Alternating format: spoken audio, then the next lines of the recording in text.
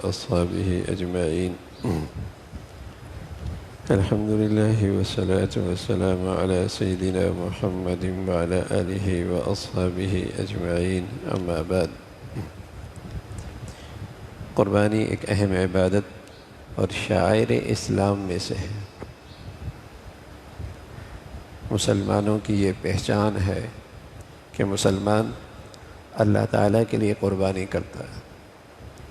زمانہ جاہلیت میں اس کو عبادت سمجھا جاتا تھا، مگر وہ قربانی بتوں کے لیے کی جاتی تھی۔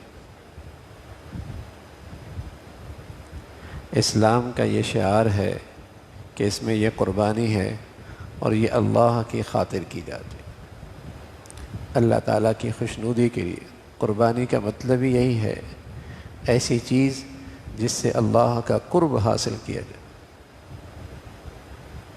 ایسی چیز جس سے اللہ کا قرب حاصل کیا جائے، تو یہ اللہ کی خاطر ہوتی ہے اور یہ اسلام کا شعار ہے۔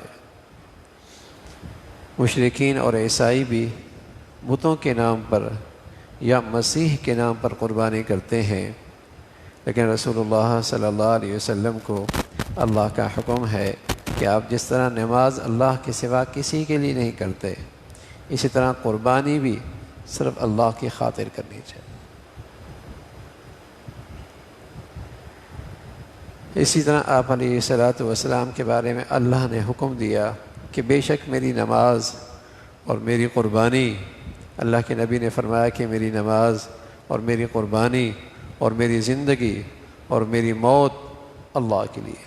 قرآن مجید میں اللہ کے نبی صلی اللہ علیہ وسلم کا اس عنوان سے بھی ذکر ہے کہ ان صلاتی و نسکی و محیای و مماتی للہ رب العالمین، کہ میری نماز، میری قربانی، میری زندگی، میری موت سب اللہ کے لیے۔ مسلمان کی زندگی کا اصل مقصد بھی یہی ہے کہ اس کا قربانی جیسی بڑی عبادت بھی اللہ کے لیے، نماز جیسی بڑی عبادت بھی اللہ کے لیے، اور اس سے آگے بڑھ کر اس کا جینا مرنا بھی اللہ کی خاطر ہو، اس کا جینا مرنا بھی اللہ کی خاطر ہو۔ اور قربانی کے اندر بھی یہی فلسفہ ہے اور یہی روح ہے کہ اللہ نے حکم دیا ہے کہ ایک جانور کو ذبح کر دو، لیکن اللہ تعالیٰ جیسے ابراہیم علیہ السلام نے اپنے بیٹی کی قربانی اللہ کے حکم کی خاطر قربانی کرنے کے لیے تیار ہوئے، تو پیغام یہی ہے کہ اللہ جیسا آپ کا حکم ہو، آپ جس چیز کی قربانی مانگیں گے ہم تجھے راضی کرنے کے لیے ہر وقت اس کے لیے تیار ہیں۔ بس آپ کی رضا چاہیے، بس آپ کی خوشی چاہیے، بس آپ راضی ہو جائیں، آپ کوئی بھی قربانی مانگیں ہم اس کے لیے تیار ہیں۔ تو اس قربانی کی روح یہی ہے کہ ایمان والا اسی جذبے کے ساتھ یہ قربانی کر رہا ہوتا ہے، اور یہ قربانی بڑی خوش دلی کے ساتھ کرنی چاہیے، بڑی خوش دلی کے ساتھ کرنی چاہیے۔ جنہیں اللہ تعالیٰ نے صاحب حیثیت بنایا ہے تو وہ ان گھڑیوں کو، جو ان 3 دنوں کے اندر اہل ایمان کو یہ عبادت کی سعادت ملتی ہے، اس کو قدر کرنی چاہیے، اس لیے کہ یہ عبادت ایسی ہے جو پورے سال میں نہیں ہو سکتی۔ وہ اجر و ثواب جو ان 3 دنوں میں قربانی پہ ملتا ہے وہ پورے سال میں نہیں ملتا۔ تو اہل ایمان، خود اللہ کے نبی صلی اللہ علیہ وسلم اپنی امت کی طرف سے بھی قربانی کیا کرتے تھے، اور پھر حضرت علی رضی اللہ تعالیٰ عنہ ساری زندگی آپ علیہ السلام کی طرف سے قربانی کرتے رہے۔ تو اللہ نے خوشحالی دی ہے، موقع دیا ہے، وسائل دی ہیں، تو اس عبادت کو خوب کرنا چاہیے، اپنی طرف سے، اپنی اولاد کی طرف سے، اپنی نابالغ اولاد کی طرف سے۔ وہ جو قربانی ہوگی نابالغ اولاد کی طرف سے وہ نفلی ہوگی۔ والدین جو دنیا سے چلے گئے ان کے لیے جو قربانی ہوگی وہ ایصال ثواب کی قربانی ہوگی، اس لیے کہ یہ اجر و ثواب کا موقع ہے، والدین کے لیے بہت بڑا ثواب کا موقع ہے۔ ایسی ہی آپ علیہ السلام کی طرف سے، ایسی اگر ایک قربانی پوری امت کی طرف سے، اہل ایمان کی طرف سے کرنا چاہے وہ بھی کر سکتے۔ تو خوشی اور جسے کہیں کہ سعادت سمجھ کے اس قربانی کی کثرت کرنی چاہیے اور اللہ تعالیٰ سے اس کی قبولیت مانگنی چاہیے۔ گھر کا سربراہ قربانی کرتا ہے تو اس سے گھر کے سارے لوگوں کی قربانی نہیں ہوتی۔ اگر بیٹی بالغ ہے اور عاقل ہے اور اس کے پاس اتنا سونا ہے اور اتنی حیثیت ہے کہ وہ قربانی کر سکتی ہے اور اس کی نصاب موجود ہے تو پھر اسے اپنی قربانی کرنی ہوگی۔ بیٹا بھی بالغ ہے، اس کو بھی قربانی کرنی ہوگی۔ بیوی ہے، اس کی اپنی قربانی ہے۔ والدہ ہے، اس کی اپنی قربانی ہے۔ ایک آدمی کی قربانی سب کی طرف سے کافی نہیں ہوتی۔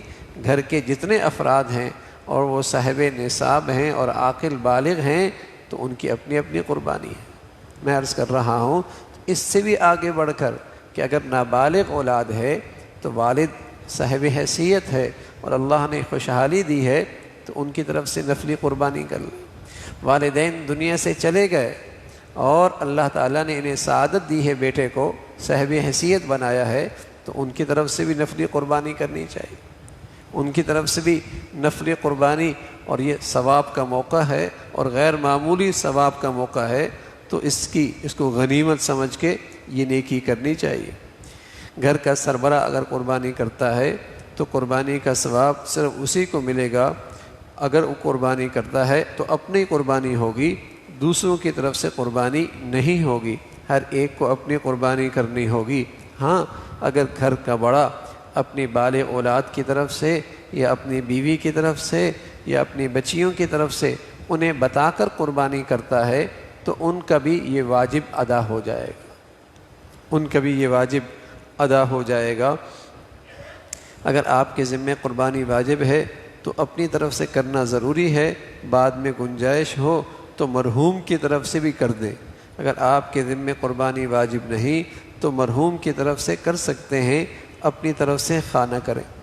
یعنی اگر قربانی آپ پر واجب نہیں تب بھی اپنی نفلی قربانی کرنا چاہیں اپنی طرف سے یا اپنے جانے والے والدین کی طرف سے، پھر بھی کر سکتے ہیں۔ واجب نہیں ہے لیکن نفلی لحاظ سے آپ کرنا چاہتے ہیں تو کرنی چاہیے۔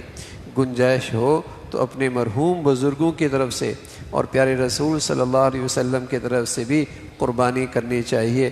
بہت ہی مبارک عمل ہے اور ان سب کو اس کا ثواب انشاءاللہ پہنچتا ہے۔ اللہ تعالیٰ بھائی توفیق نصیب فرمائے اور اخلاص نصیب فرمائے۔ اللہم لک الحمد کلو ولک الشکر کلو، اللہم اعنا علی ذکرک و شکرک و حسن عبادتک، اللہم اعنا علی ذکرک و شکرک و حسن عبادتک، نستغفر اللہ و نتوب الیک، نستغفر اللہ و نتوب الیک، سبحان ربک رب العزة عما یصفون وسلام علی المرسلین والحمد للہ۔